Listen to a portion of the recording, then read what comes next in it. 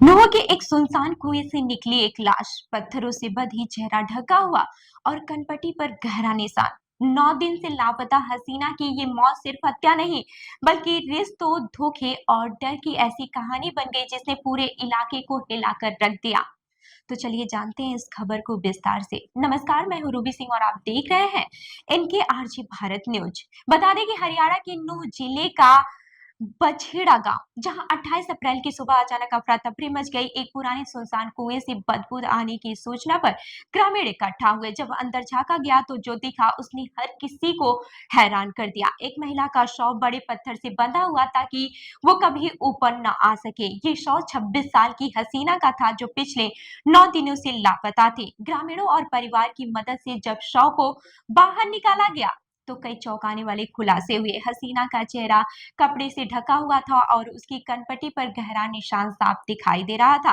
परिजनों का दावा है कि ये निशान गोली लगने का है। सबसे हैरान करने वाली बात ये थी कि शव को एक भारी पत्थर से बांधा गया था। साफ था जिसने भी ये काम किया उसने पूरी प्लानिंग के साथ सबूत मिटाने की कोशिश की। हसीना 19 अप्रैल को अचानक लापता हो गई थी। परिवार के अनुसार वो बिना किसी को बताए घर से चली गई थी। शुरू में परिजनों को लगा कि शायद वो कहीं रिश्तेदारी में गई होगी, लेकिन जब कई दिन बीत गए और कोई खबर नहीं मिली तो चिंता बढ़ गई। इसी बीच हसीना के साथ रहने वाले रफीक ने 24 अप्रैल को पुलिस में गुमशुदगी की रिपोर्ट दर्ज कराई।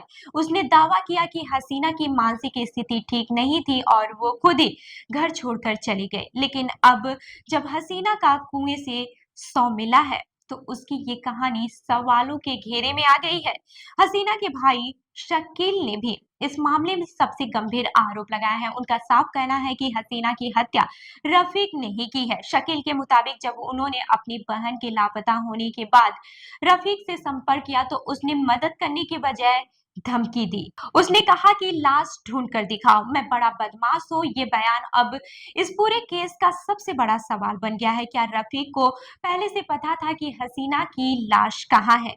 इस केस की एक और अहम कड़ी है हसीना और रफीक का रिश्ता। परिवार के अनुसार हसीना की पहली शादी साल 2011 में उमर मोहम्मद से हुई थी। इस शादी से उसके 2 बच्चे हुए, एक बेटा और एक बेटी। हालांकि बेटे की बाद में मौत हो गई, जबकि बेटी फिलहाल अपनी नानी के घर रह रही है। साल 2020 में हसीना की मुलाकात रफीक से हुई। धीरे धीरे दोनों करीब आए और हसीना ने अपने पहले पति से तलाक लेकर रफीक के साथ रहना शुरू कर दिया। हालांकि दोनों ने कभी शादी नहीं की। इस रिश्ते को लेकर परिवार ने हसीना से दूरी बना ली थी, लेकिन इस दौरान हसीना और रफीक के 3 बच्चे और हुए। परिवार का आरोप है कि रफीक का आपराधिक रिकॉर्ड भी रहा है। वो गाड़ियों की लूट और एटीएम काटने जैसी घटनाओं में शामिल रहा है। यही नहीं, ये भी दावा किया गया है कि हसीना भी इन गतिविधियों में उसका साथ देती थी। अब सवाल ये उठ रहा है कि क्या ये मामला सिर्फ रिश्तों का विवाद था या फिर इसके पीछे कोई बड़ा आपराधिक कारण भी छिपा है। जब हसीना का शव कुएं से निकाला जा रहा था तो उसी कुएं से एक बाइक की चेसिस भी बरामद हुई। ये खुलासा इस मामले को और भी ज्यादा रहस्यमय बना देता है। क्या इस कुएं का इस्तेमाल पहले भी किसी आपराधिक गतिविधियों के लिए किया गया था? क्या ये सिर्फ एक हत्या का मामला है या फिर इसके पीछे कोई बड़ा गैंग काम कर रहा है?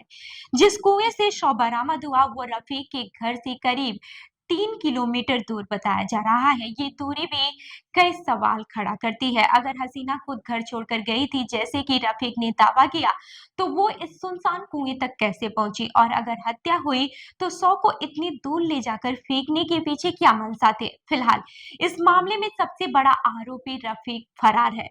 पुलिस उसकी तलाश में लगातार छापेमारी कर रही है, लेकिन अभी तक उसका कोई सुराग नहीं मिला है। बता दें कि जयसिंहपुर चौकी इंचार्ज सूबे सिंह के मुताबिक पोस्टमार्टम रिपोर्ट आने के बाद से ही मौत के असली कारणों का पता चल पाएगा। पुलिस हर एंगल से जांच कर रही है और आरोपी का आपराधिक रिकॉर्ड भी खंगाला जा रहा है। परिवार ने रफीक समेत 7 लोगों के खिलाफ शिकायत दी है, जिसमें जाविदा, मुस्लिम, तालिब, लियाकत, तारिफ और महमूदी के नाम शामिल है। इस पूरे मामले की सच्चाई अब पोस्टमार्टम रिपोर्ट पर टिकी हुई है। क्या हसीना को सच में गोली मारी गई थी या उसकी मौत किसी और वजह से हुई? क्या ये एक सोची समझी साजिश थी या फिर अचानक हुआ अपराध? इन सभी सवालों के जवाब पोस्टमार्टम रिपोर्ट आने के बाद ही साफ हो पाएंगे। इस घटना के बाद से पूरे बछेड़ा गांव में दहशत का माहौल है। लोग इस बात से हैरान हैं कि एक महिला की इतनी बेरहमी से हत्या कर दी गई और किसी को भनक तक नहीं लगी। परिवार के लोग न्याय की मांग कर रहे हैं और आरोपी की जल्द गिरफ्तारी चाहते हैं। फिलहाल ये मामला जितना सामने आया है उससे कहीं ज्यादा सवाल छोड़ गया है।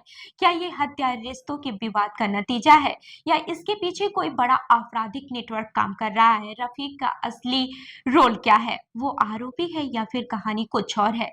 और सबसे बड़ा सवाल, हसीना के साथ उस रात आखिर क्या हुआ था? एक कुआं, एक लाश और ढेर सारे अनसुलझे सवाल। क्या हसीना को इंसाफ मिल पाएगा या ये मामला भी रहस्य बनकर रह जाएगा? आपको क्या लगता है इस केस के पीछे की असली सच्चाई क्या है? अपनी राय हमें कमेंट करके जरूर बताएं। मिलते हैं अगली खबर में, तब तक के लिए देखते रहिए एनके आरजे भारत न्यूज। धन्यवाद।